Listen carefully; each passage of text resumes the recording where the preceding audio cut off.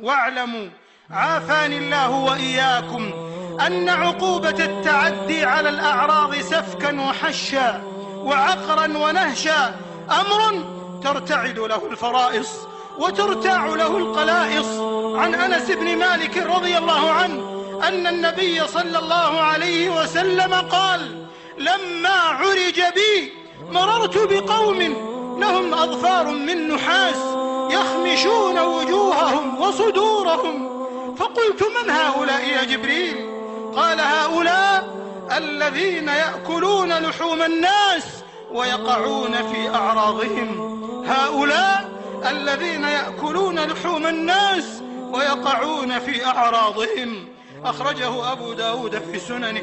فاللهم سلم أمة الإسلام. والحق الحقيق على كل مسلم ومسلمة أن إذا سمع مستطيلا في عرض أخيه ينال منه أو يفريه أرشده ونصحه ونهاه وأخذه إلى مهايع الإنصاف وهداه، وحذره من التخرصات والأباطيل والقال والقيل التي تجر إلى الويلات والتحاسد ولا تعقب إلا المهالك والمفاسد.